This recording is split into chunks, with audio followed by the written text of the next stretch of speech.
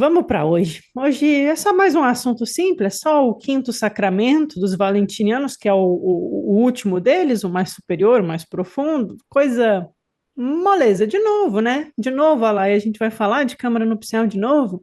É, gente, o texto voltou a tocar no tema, os parágrafos estão tudo misturados, não é assim, capítulo um, a câmara nupcial, aí fala tudo sobre ela. Não, o Evangelho de Filipe vai soltando as manchetes, a gente que se organize.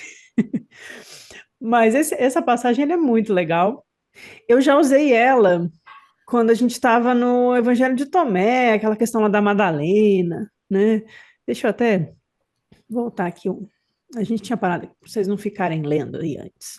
Fiquei pegando spoiler da passagem. Vamos conversar primeiro, aquecer. Então, quando a gente estava estudando lá sobre Jesus e a Madalena, se ele beijou, se ele não beijou, porque essa passagem do beijo está aqui no Evangelho de Filipe, né? Vocês lembram? E aí a gente falou do ósculo santo, da transmissão do mistério através da boca, do sopro, a boca que tem o espírito, que sopra o pneuma e transmite o mistério. Né? Aí eu correlacionei com aquela passagem do Evangelho de Tomé, que Jesus fala: quem beber de minha boca será como eu, e será digno dos meus mistérios. Então tem aí a questão do beber da boca, Madalena recebia o beijo de Jesus, né? A gente faz é uma ginástica, é uma forçação? Não, eu consigo me fundamentar nas passagens gnósticas. Vocês podem não concordar, mas a gente consegue se fundamentar. Tem a parte simbólica. Ele beijava ela, por mim não importa, né? A gente sempre fala isso aqui. Podia beijar, podia amar, podia ser amigo, podia ser amor da vida dela, não tem problema. Não tem tabu, não tem repressão nesse sentido. Mas eu acho que não é isso que significa, né? A gente sempre conversa sobre isso aqui. E essa passagem que a gente vai ler hoje, vai ser só ela hoje, com um adendinho extra de um artigo, é, fala justamente disso. Né? Depois a gente passar por todos aqueles trechos que fala da importância da gente ler no simbólico, no símbolo, na imagem, a imagem que representa, a analogia, que é assim que os gnósticos trabalham, né? A gente vai chegando mais próximo, talvez, sendo assim muito otimista, de entender o que significa a câmara nupcial, talvez. Só que aí nessa passagem ele vai dizer, mas isso aí não é para qualquer um, né? Não é todo mundo que vai entrar na câmara nupcial, então vocês vão ficar sem entender mesmo, paciência. Todos nós, paciência, né? Mas enfim, o que a gente sabe é que no gnosticismo valentiniano, o símbolo da câmara nupcial é um dos ensinamentos gnósticos mais importantes, mais profundos. É o ápice de uma experiência espiritual. É a culminação de um processo iniciatório que já passou por 4 outros sacramentos que envolveram o despir-se de si mesmo, o processo de metanoia psicológica, né, de arrepender-se, de transformar-se, conhecer a si mesmo profundamente, né? Aí passa pelo todo o processo que a gente viu de purificação da alma, conhecer a nossa alma, se apropriar da nossa alma, dar vida novamente para ela, mantê-la viva, vibrante dentro de nós, permitir que a alma alce voos mais altos, busque o Cristo, encontre o amado através do amor, da vontade de retornar à casa do Pai, ela vai subindo na árvore da vida, ela vai se tornando fogo, iluminando a vela da crisma, ela vai trazendo a imagem do Cristo para ela, e aí a gente vai caminhando para a redenção, que é o quarto sacramento, caminhando para a câmara nupcial. E aí essa próxima passagem, que eu já vou para ela agora, ela vai falar justamente, novamente, de fazendo uma comparação. Olha, tem o casamento no mundo e tem o casamento dos mistérios da câmara nupcial. Então, vamos ler juntos. Ih, voltei tudo. Pronto. Estamos no 126. Ninguém pode saber quando o marido e a esposa têm relações, a não ser os dois. Realmente, o casamento no mundo é um mistério para os que casaram-se. Naquelas casas, a ideia é que você não sabe a vida íntima do casal. Você pode visitar, você pode ser amigo do casal. A vida íntima é no quarto, ali. Ninguém sabe, ninguém participa dela, a não ser quem está casado. Então, só os dois. Então, novamente, essa passagem do Evangelho de Filipe começa com uma analogia. Ele traz para a gente a imagem do, na vida, para quem está escrevendo lá no século I, no século II, o casamento é assim. Ninguém sabe quando que eles tiveram ou não tiveram relações sexuais. No mundo, o casamento é um mistério só para aqueles que se casaram. Ok, próximo parágrafo. Se existe uma qualidade oculta no casamento do mundo, maior ainda será o verdadeiro mistério do matrimônio imaculado. Então veja que ele já está mostrando que não é a mesma coisa, que o mistério da câmara nupcial, o matrimônio espiritual gnóstico, não é igual ao casamento do mundo. Ele está fazendo uma analogia, ele está comparando uma coisa com a outra. Um não anula o outro.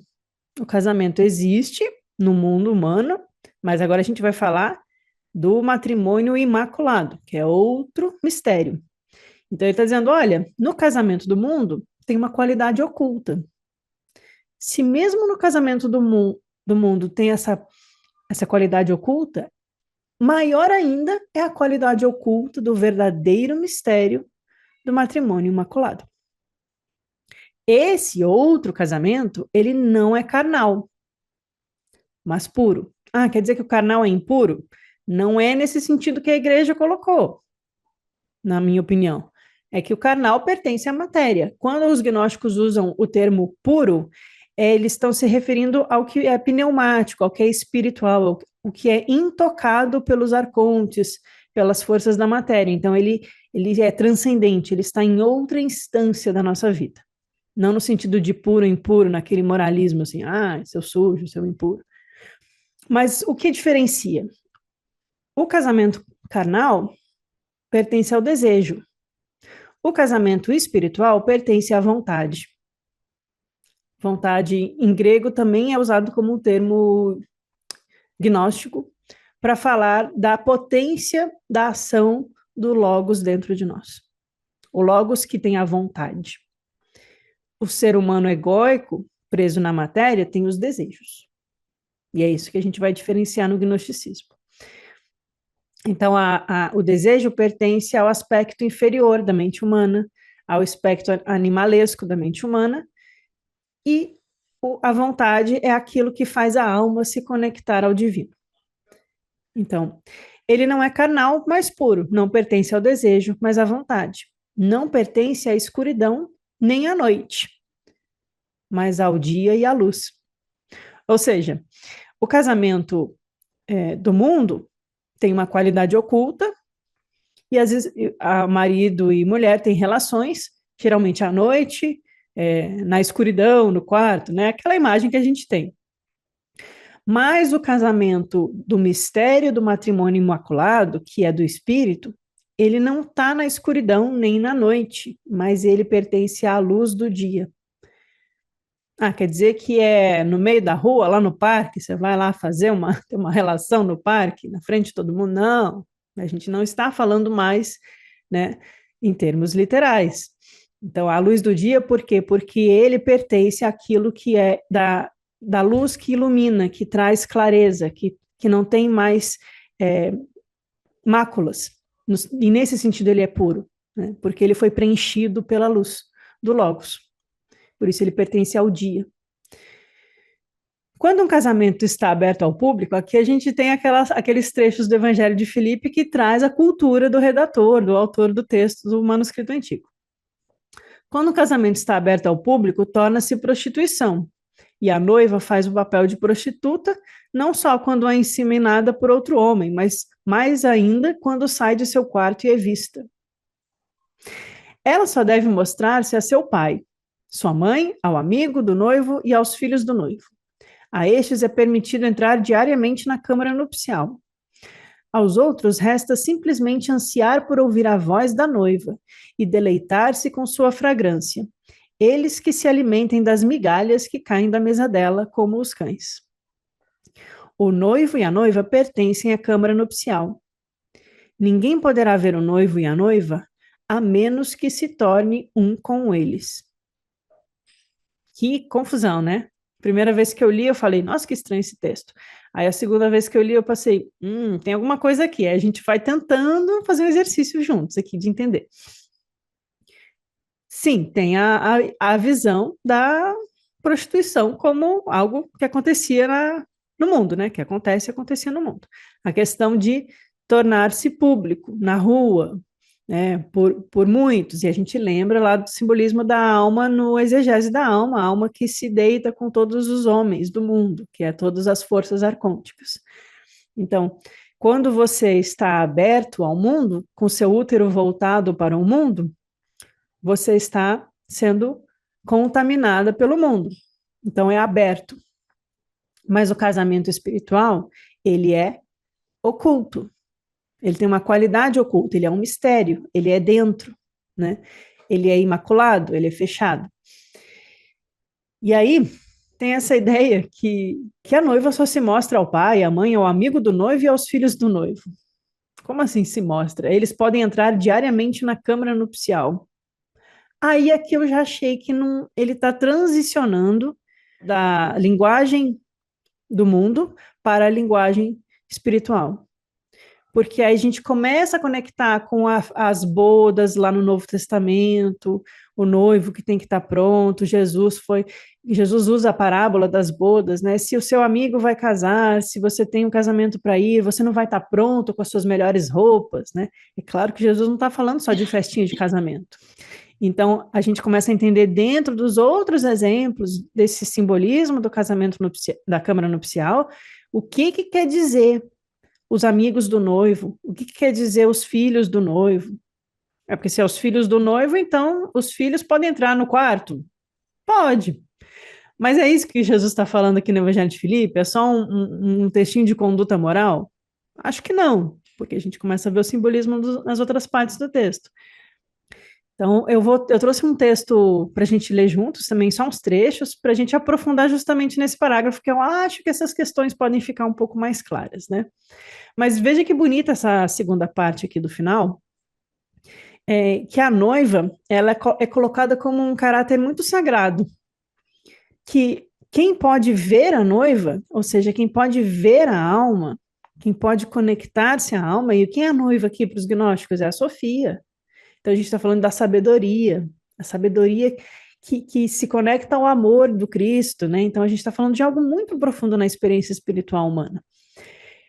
Quem pode ver é o pai, a mãe, o amigo do noivo, então, aqueles que estão próximos a Cristo, e os filhos do noivo, os discípulos que se aproximam da noiva, né? Esses podem entrar na câmara nupcial. Esses que fazem parte dessa família espiritual. Os outros, resta a eles o quê? Ansiar por ouvir a voz da noiva. Eles anseiam, né? E a gente viu aqui já nos textos da literatura sapiencial, do Velho Testamento, a imagem da Shekinah, a presença divina no mundo, e também da mãe, no sentido da mãe sabedoria e da esposa de Deus também a gente viu, e tem sempre essa figura de que anseia-se por ela, deseja-se ela, né? E ela é bela, ela nos seduz de alguma forma espiritualmente falando, né? Então, os que não ainda encontraram em si mesmos permissão para adentrar a câmara nupcial, não foram ainda tocados pelo Espírito do Cristo, eles anseiam por ouvir a voz da noiva, como a gente anseia por encontrar sabedoria, por ter um esclarecimento, por ter uma vivência espiritual profunda. Né? E a gente se deleita com as suas fragrâncias, né? Com esses textos bonitos que nos inspiram semanalmente. A gente se alimenta das migalhas que caem da mesa dela. Mas a gente pode se aproximar. O noivo e a noiva pertencem à câmara nupcial. Ninguém pode ver, a não ser que se torne como eles. Então, a gente só pode ter a experiência da câmara nupcial quando a gente trilhar o caminho em direção a essa experiência, que não é o casamento do mundo. E nem acontece na escuridão do quarto à noite. Pertence ao mistério, à vontade, é imaculado e é feito à luz. Não confundir uma coisa com a outra. Então, assim, trazendo só uma reflexão, então é um casamento feito nas esferas superiores, mas que acontece estando encarnado no mundo, e o Evangelho de Filipe diz isso, né? O casamento humano é a contraparte terrena do casamento sagrado. O casamento humano não é a oposição ao casamento sagrado. Ele é a imagem externa, a contraparte terrena, a representação material. Ele não é a câmara nupcial espiritual, mas ele não é inimigo, ele não é, negativo, né? Ele não está sendo demonizado. Ele só está dizendo, Ele não se não é, opõe a. ele não se opõe. Ele não é o oposto, mas ele é a expressão externa, e a gente está buscando aquilo que é a expressão interna. O casamento nas esferas superiores é um sacramento gnóstico, cuja intimidade não é exposta para o público, não está aberto ao mundo, senão é prostituição. Ele é íntimo. Na teoria valentiniana, para ver o noivo e a noiva, a gente precisa se tornar. Então, é sempre a busca desse íntimo, do pai que está no segredo, do esposo, do amado que está no coração e precisa que a alma desperta pela sabedoria encontre esse noivo e torne-se una novamente. Tão bonito esse simbolismo. Dá para fazer poesia. Muitos já fizeram. E aí eu trouxe só um trecho aqui do Andrew Philip Smith, que é esse autor que eu estou sempre citando no nosso estudo, que ele faz comentários do Evangelho de Filipe. É um acadêmico, mas às vezes ele tem bons comentários. Então, essas são orientações, diz o Andrew, essas são orientações bastante específicas sobre como se comportar no casamento da câmara nupcial, faltou ali. Só é apropriado que certas pessoas saibam o que se passa na câmara nupcial, o que mostra a tradição gnóstica como uma religião de mistérios.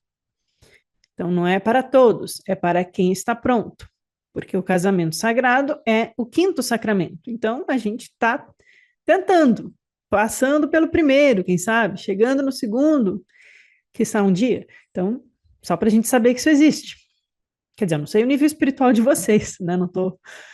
Mas não é uma coisa aberta, é uma coisa reclusa. Por quê? Porque é segredinho, porque é só a turminha especial? Não, porque é sagrado. E aquilo que é sagrado pertence primeiro ao nosso íntimo e a ninguém mais, porque é nós com Deus, né, nesse sentido do sagrado, da união divina. E daqueles que partilham dessa experiência, porque é algo indizível. Então, só aqueles que vivenciam essa busca interior são capazes de dialogar com ela, sobre ela e apoiar como um grupo. E por isso, as tradições de mistérios têm vários níveis, né? Do público ao intermediário e ao mais interno, e depois tem o nível individual. Então, só é apropriado que certas pessoas saibam o que se passa na câmara nupcial. Esses incluem o amigo do noivo, que é citado no Evangelho de João, é João Batista. João Batista é citado numa das parábolas de Jesus, no Evangelho de João, como o amigo do noivo. Então, achei interessante. Já explico por quê. Os filhos da câmara nupcial é uma expressão semítica para os companheiros do noivo. Então os filhos da câmara nupcial são os companheiros do noivo. Então aqui a gente vê a ideia, que a gente vê em outros textos gnósticos, que Jesus vai se referir à raça inabalável, à raça dos perfeitos. Ele fala para João, vai e ensina essas coisas àqueles que são setianos, aqueles que são pneumáticos, aqueles que são da estirpe dos perfeitos e inabaláveis. Então, nesse sentido aqui, a gente vê que são os companheiros do noivo, aqueles que participam desse mistério, aqueles que já têm o toque do Espírito. Então, pode ser que seja uma referência a algo nesse sentido. Veja, por exemplo, Mateus 9,15 e seus paralelos em Marcos e Lucas. Jesus disse-lhes: poderão os filhos da câmara nupcial lamentar-se enquanto o noivo está com eles? Mas chegará o dia que o noivo lhes será tirado, então jejuarão. Então, eu trouxe esse exemplo só para mostrar que Jesus está no Marcos e Lucas, né, sinóticos, falando da câmara nupcial e de filhos da câmara nupcial. Veja que a linguagem que a gente encontra em apócrifos como o Evangelho de Filipe também está lá no Novo Testamento, só que lá está solto. e fica numa parábola assim que você fala, tá, e o que é isso? Quando a gente começa a ver que existem outras referências, é que a gente vai tentando montar o quebra-cabeça. Em Marcos e Lucas, Jesus está falando que os filhos da câmara nupcial, eles estão em regozijo, em bem-aventurança, em alegria, eles não se lamentam porque o noivo está com eles. Ou seja, aqueles que estão próximos do Cristo, aqueles que participam da potência crística, do grupo interno de Jesus, aqueles que já tiveram algum toque desses mistérios da luz. Jesus vai falar em Pi Sofia sobre os mistérios da luz que desperta a nossa alma. Então, os filhos da Câmara Nupcial, novamente, me parece ser uma referência a essa raça inabalável, que os textos usam o termo raça, gente, mas aqui não é no sentido, né, de raça que ficou no século XIX, agora a gente chama de uma única humanidade, né? Não é raça, etnia, é raça daquele grupo que tem semelhanças, aquele grupo que tem afinidades espirituais. Eu tenho optado por usar a palavra estirpe, que eu acho um pouco Esse tipo menos. é melhor, eu acho. Tem razão.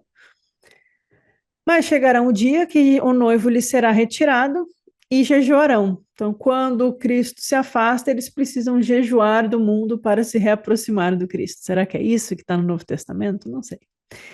Em essência, diz o Andrew Smith, a seção 102 trata, aqui esse passagem do Evangelho de Filipe, trata do segredo espiritual. Apenas a pessoa que está na câmara nupcial pode entender o que isso significa. Então, não é uma coisa que se pode ser ensinada como uma prática que você passa num curso e é assim que faz, a câmara nupcial. É uma coisa muito íntima, que só a nossa alma é capaz de encontrar. E a gente fala sobre ela, mas viver ela é outros caminhos. Mas saber que ela é possível ou que existe algo que é simbolizado nesse linguajar, aí é um mergulho profundo na nossa alma, que talvez traga algo muito bom para a gente. Então, eu peguei um artigo eu não sei quem é, eu pesquisando, eu achei esse artigo, li, achei que tinha boas passagens e traduzi algumas poucas, não está o artigo todo aqui, para a gente conversar junto, porque acho que ilustra bem. É da Cynthia Evans, está nesse site, Cristo Sofia. Não sei a procedência do site, não sei de que grupo é, foi muito rápido aqui. Então, só fazendo um disclaimer. Mas o artigo é Casamento Sagrado, a chave para a espiritualidade cristã. E que me parece que essa é a tônica gnóstica valentiniana aqui do Evangelho de Filipe. O ápice, a chave, o grande segredo, aquilo que é mais profundo é o casamento sagrado. E o que ele significa na nossa vida espiritual. Então, pegando as passagens dela aqui. A deusa simboliza a presença divina, a Shekinah, no mundo físico, enquanto o Deus simboliza o espírito transcendente. O casamento sagrado é necessário para unir os mundos físico e espiritual, a fim de gerar a fertilidade que dá a vida. Acho que foi um bom resumo que ela fez. A gente já viu isso muitas vezes, a gente está se repetindo. Mas a gente vai se repetindo com outras palavras de outras pessoas e a gente vai complementando a nossa compreensão. Pelo menos para mim funciona, espero que para vocês isso ajude. Mas veja, a deusa como a presença divina no mundo físico. E o espírito, ou o Christus, o espírito transcendente. A gente sempre divide na cosmogênese gnóstica, na cosmogonia gnóstica, né? O mundo do pleroma, o mundo espiritual, o mundo superior e o limite e a quebra e o mundo sensível, o mundo material, o mundo da psique, o mundo das emoções, o mundo dos vícios, que é como o platonismo faz também, o sensível e o inteligível. É como o hermetismo faz também, no sentido de que é o assim em cima como embaixo, a cópia, né? O reflexo invertido, tá? A gente vai encontrar isso em várias tradições. Então a gente encontra a ideia de que há essa queda, no sentido negativo, a queda do paraíso é o rompimento de Adão e Eva, a separação que permite que haja a morte, a queda e a expulsão, né, no sentido tradicional. Mas a gente também tem a ideia de que a queda é essa alma, Sofia, que se mergulha na existência da realidade material e psíquica. E aí é esse resgate que a gente faz da alma, que reencontra o espírito, para tornar tudo íntegro e uno novamente. É um repreenchimento do mundo espiritual.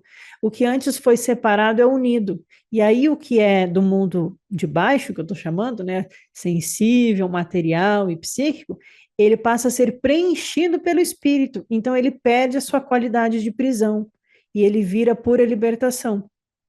Ele não é excluído do mundo espiritual, ele é reintegrado de forma luminosa. Quando a presença divina no mundo físico reencontra no casamento sagrado o espírito que se separou dela nessa mito de queda, né? Então, esse casamento é visto como aquela grande união necessária para unir o físico e o espiritual, para a gente parar de viver nessa dualidade.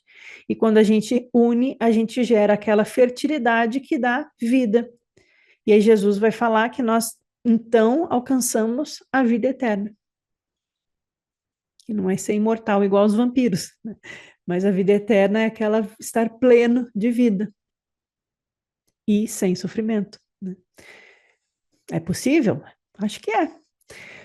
Onde se encontra, mais uma passagem do texto dela, onde se encontra o arquétipo universal do casamento de Deus e deusa numa religião que enfatiza uma imagem exclusivamente masculina de Deus, expressa como uma trindade de Pai masculino, Filho masculino e Espírito Santo de gênero ambíguo, né? Então, ela está criticando como ficou no cristianismo, e aí ela vai trazer, mas a verdadeira chave espiritual da tradição cristã está nessa ideia do casamento sagrado, onde há masculino e feminino, onde há Cristo e Sofia, né? Então, a gente restitui, como os gnósticos faziam, o Espírito Santo, a sua característica mãe e pai, barbelô.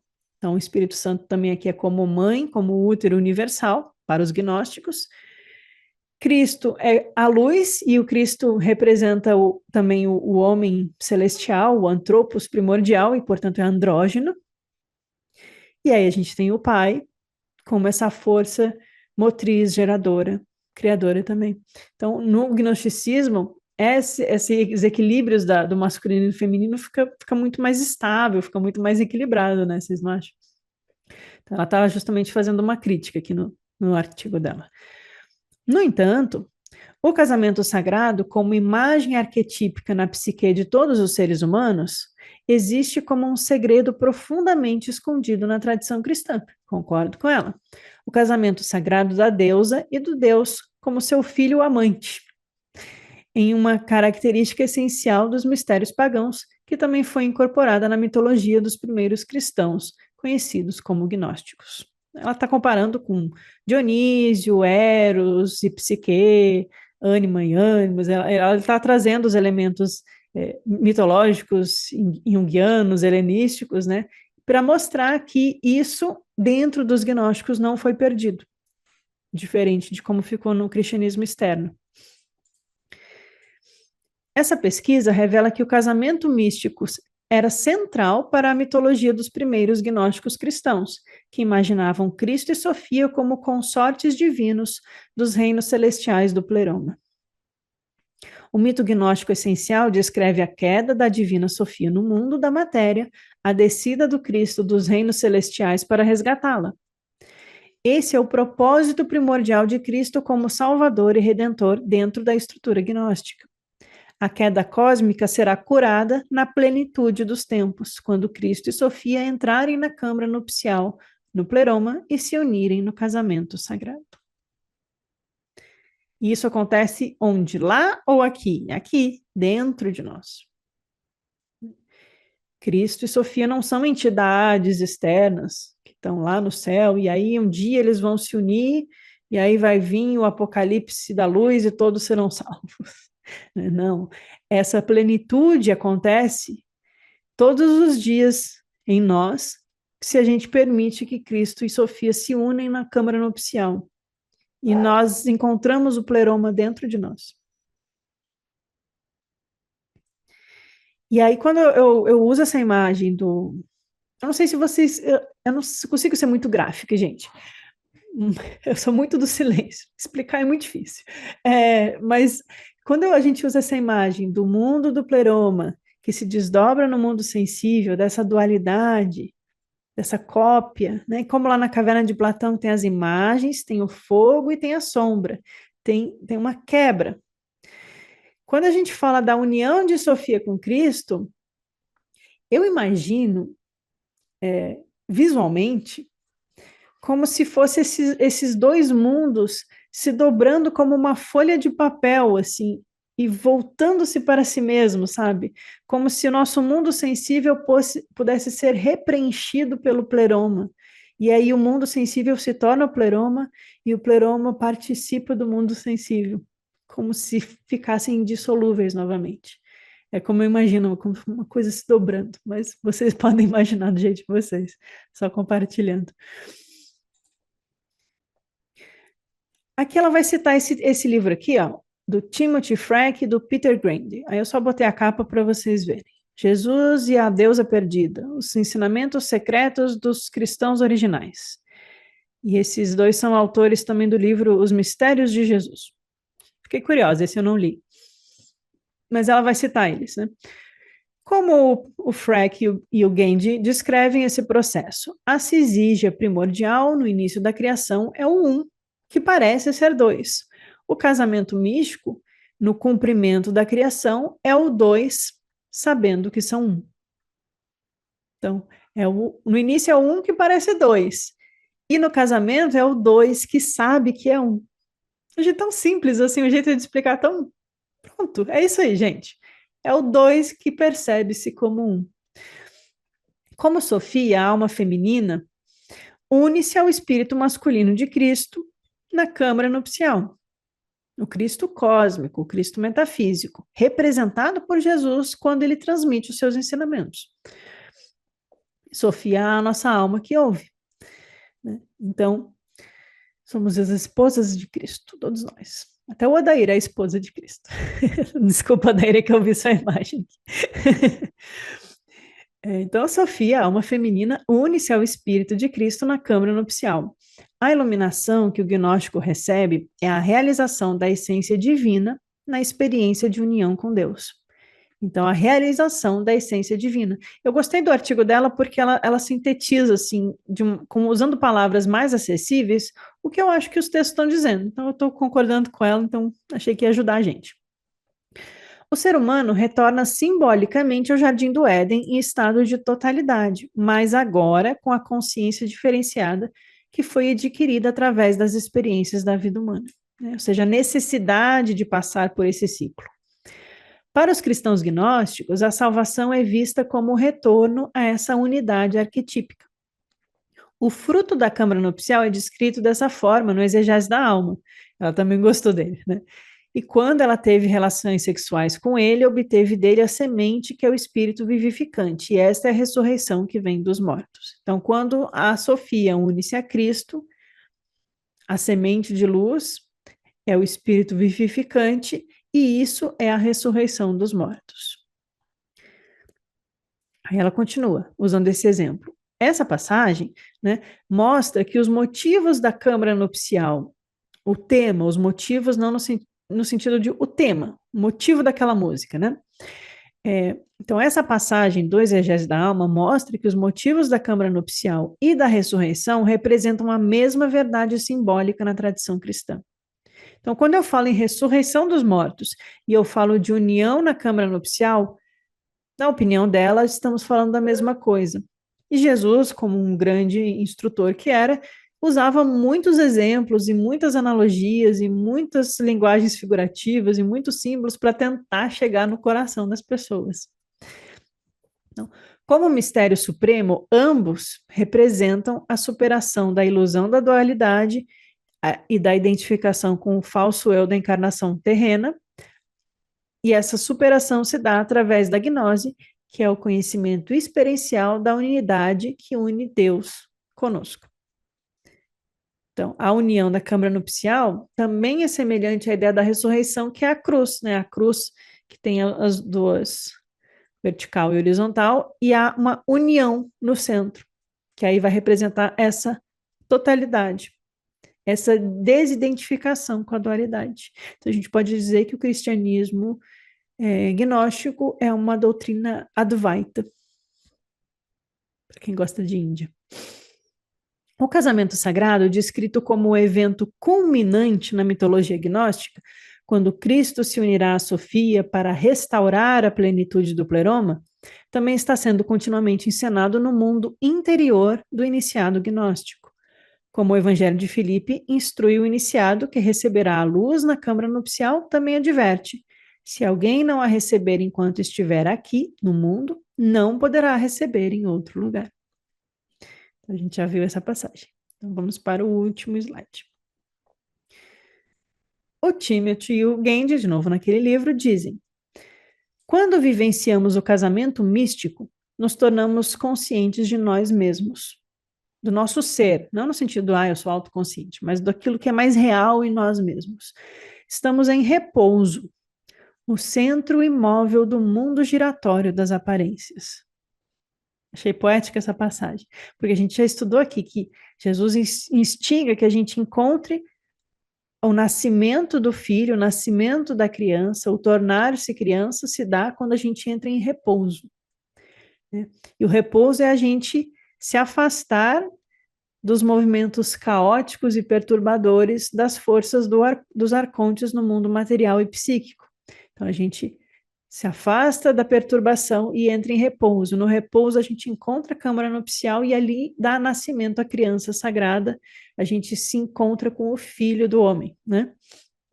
E aqui eles também entenderam assim, que a gente encontra nós mesmos quando a gente entra em repouso, o centro imóvel, aquele centro de pura unidade, estável, um em repouso, no mundo giratório das aparências externas. É uma experiência mística, no sentido profundo de uma mística espiritual, né? E aí ela vai citar o Jung, para os nossos amigos jungianos. Segundo Jung, o casamento interno dos opostos dentro da psique, masculino e feminino, consciente e inconsciente, divino e humano, dá origem ao self, integrado, né? Aquela ideia da integração. O arquétipo da totalidade, ou o homem celestial em sua inteireza, né? O arquétipo do self é, ao mesmo tempo, o guia e o objetivo do processo de individuação. Ela está fazendo uma ponte aqui com o Jung. Dado que a imagem do casamento sagrado tem uma importância arquetípica tão profunda para a psique humana, deve ser redescoberta hoje nos locais onde esteve profundamente escondida na tradição cristã. Aí que é a conclusão dela, né? Vamos redescobrir a imagem do casamento sagrado como um ensinamento cristão profundo e essencial. Ficou escondido, né, para que a gente possa recuperar a sua proeminência na mitologia dominante da cultura ocidental. Aqui ela está usando mitologia no sentido não de algo falso, um mito, mas no sentido daqueles arquétipos, aquelas histórias, aquelas imagens que povoam o nosso inconsciente e afetam a forma como a nossa alma se relaciona com o mundo, né? Pois a imagem da união do masculino e do feminino é a chave dos mistérios internos da espiritualidade cristã, que devem ser vivenciados mais uma vez para revitalizar a fé e transformar a alma. Num nível transcendente, a união de Cristo e Sofia deve recuperar a importância central que possuía nos primeiros mitos cristãos. Ela conclui assim, eu gostei muito da conclusão, porque a gente, lendo os textos gnósticos, a gente vai, poxa, há um grande esforço aqui de Jesus para falar sobre o mito de Sofia, no Pis Sofia, no Apócrifo de João e nos outros que a gente tem visto, né? Há um grande esforço dos discípulos falarem sobre o processo do batismo, o batismo de água, de fogo, a crisma, a redenção, a câmara nupcial. No Evangelho de Tomé, uma ênfase sobre a não tornar-se não dual, quando dois se tornarem um, entrarão no reino dos céus. Aqueles que forem um serão salvos. Então a gente vai começando a ficar mais claro que aquilo que há de mais verdadeiro e profundo no ensinamento cristão, dos mistérios de Jesus, é esse chamado para a gente procurar esse um em nós, a gente se reencontrar com o Espírito que em nós habita e permitir que a nossa alma acorde do sono profundo. Que Jesus sacudiu os discípulos: acordem, vocês que dormem, levantem-se de entre os mortos. Quem vive para o mundo externo está morto. Né? E aí, quando orar, não seja como os hipócritas gritando nas sinagogas, mas entra no teu quarto e ora ao Pai no segredo, porque ali vocês vão encontrar a resposta. É uma tradição muito mística, se a gente olhar por certa ótica. Tem magia, tem teurgia, tem deuses, anjos, daimônios, invocações, mantras, tem, mas ao mesmo tempo é muito mística, porque sem essa experiência do mergulho interior, o resto é só discurso. Então era isso que eu tinha para hoje, gente. Hoje ficou mais curtinho.